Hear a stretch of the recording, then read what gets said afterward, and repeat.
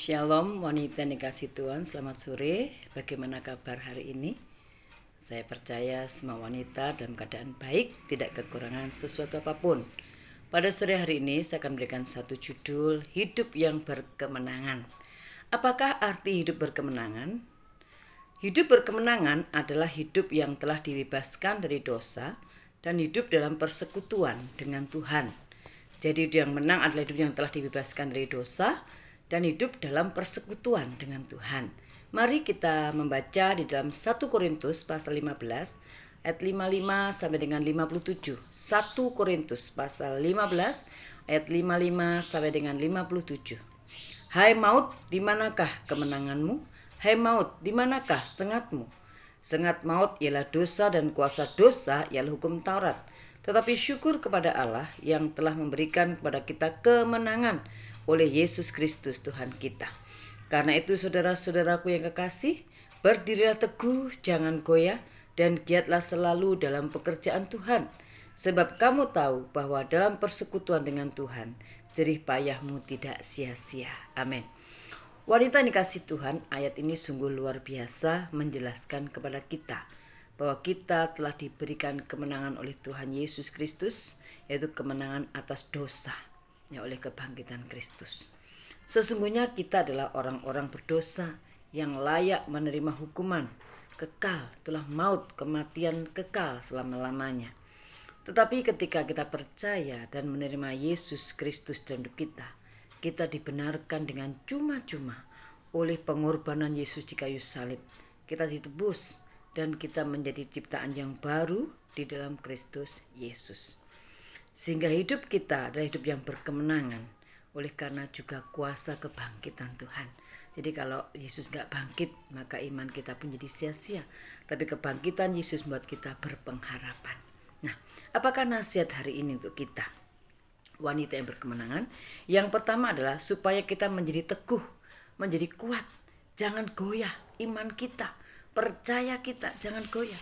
Karena musuh terbesar orang Kristen adalah ketika kita kehilangan iman, ketika kita mulai bimbang dan ragu, ketika kita tidak percaya akan kematian dan kebangkitan Yesus, itu musuh terbesar bagi kekristenan. Yang kedua, giatlah selalu dalam pekerjaan Tuhan. Artinya kita selalu memiliki gairah dalam melayani Tuhan. Ya, sebagaimana Roma 12 ayat 11, di sana dikatakan, janganlah hendaknya kerajinanmu kendor, biarlah rohmu menyala-nyala dan layanilah Tuhan. Nah, wanita dikasih Tuhan, bagaimanakah kita mempertahankan hidup ini berkemenangan dari hari lepas hari, setiap hari? Yang pertama adalah kita akan menjadi hidup yang berkemenangan. Yang pertama, hiduplah selalu dalam iman, pengharapan, dan kasih. Setiap hari, selama kita ada, kita mulai hari kita dengan iman, pengharapan, dan kasih.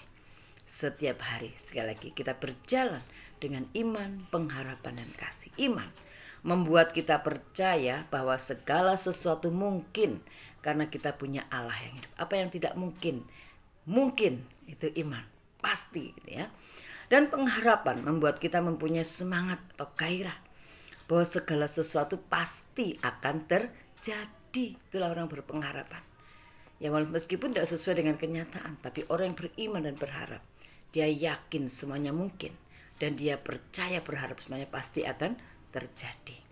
Dan kasih adalah membuat hari-hari kita menjadi indah. Karena di dalam kasih ada kerendahan hati, ada kesabaran, ada kemurahan. Kita tidak egois, tapi kita bisa menghormati orang lain. Itu kasih membuat kita indah, ya, berbuat kita hari-hari kita indah, penuh dengan senyum dan semangat. Ketiga hal ini, yaitu iman, kasih, dan pengharapan, jangan sampai hilang dalam hidup kita. Karena ketiga hal ini membuat kita tetap dan dapat bertahan di tengah badai kehidupan. Ketika orang beriman, ketika orang berpengharapan, dan dia berjalan dalam kasih, maka dia adalah orang-orang yang berkemenangan, yang dapat bertahan dalam badai kehidupan. Contohnya Ayub, contohnya Yusuf, Naomi, dan Ruth. Mereka adalah orang-orang yang beriman, berharap, dan memiliki kasih Allah dalam hidupnya, sehingga mereka mampu melewati segala tantangan. Yang kedua, kalau yang pertama tadi hidup yang berkemenangan, kita bisa bertahan dalam hidup kemenangan ketika kita hidup dalam iman, pengharapan, dan kasih. Yang kedua adalah hidup dalam pelayanan. Hiduplah dalam pelayanan. Segala pekerjaan sekuler, segala yang ada di dunia ini, jabatan apapun yang ada di dunia ini ada batasnya, yang dikatakan dengan pensiun. Ya, pensiun. Tetapi melayani Tuhan itu seumur hidup. Jadi seumur hidup kita melayani Tuhan. Ya, siapakah mereka yang melayani? Yaitu orang yang menerima kemenangan dari Tuhan Yesus Kristus dan yang tinggal dalam kemenangan itu, artinya hidup tetap dalam kekudusan. Jadi orang yang menang itu hidup dalam kekudusan, tidak sembrono. Ya.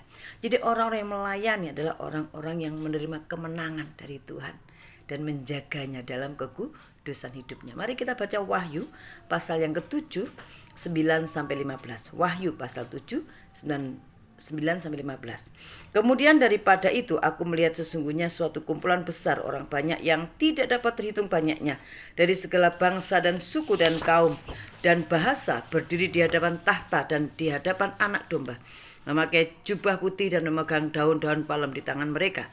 Dan dengan suara nyaring mereka berseru, keselamatan bagi Allah kami yang duduk di atas tahta dan bagi Anak Domba. Dan semua malaikat berdiri mengelilingi tahta dan tua-tua dan keempat makhluk itu. Mereka tersungkur di depan tahta itu dan menyembah Allah sambil berkata, Amin. Puji-pujian dan kemuliaan dan hikmat dan syukur dan hormat dan kekuasaan dan kekuatan bagi Allah kita sampai selama-lamanya. Amin. Dan seorang dari antara tua-tua itu berkata kepadaku, siapakah mereka yang memakai jubah putih itu dan dari manakah mereka datang? Maka kataku kepadanya, Tuanku, Tuhan mengetahuinya. Lalu ia berkata kepadaku, mereka ini adalah orang-orang yang keluar dari kesusahan yang besar, dan mereka telah mencuci jubah mereka dan membuatnya putih di dalam darah Anak Domba. Karena itu mereka berdiri di depan tahta Allah dan melayani Dia siang dan malam di bait sucinya. Dan Ia yang duduk di atas tahta itu akan membentangkan kemahnya di atas mereka. Jadi orang yang melayani adalah orang yang menerima kemenangan dan hidup di dalam kekudusan.